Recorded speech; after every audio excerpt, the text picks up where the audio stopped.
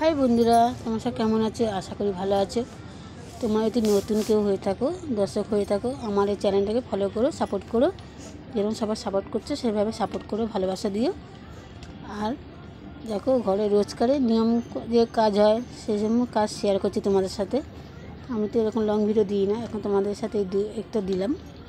বাসন মাজছি, বাসন মেজে এবারে গ্যাসটা পুষতে যাব। দেখো গ্যাসটা পোছা হয়ে গেছে। তার মধ্যে দেখতে পাচ্ছি আমাদের এখানে এতটাই বৃষ্টি হচ্ছে যার জন্য বেশি বাইরে বেরোনো যাচ্ছে না।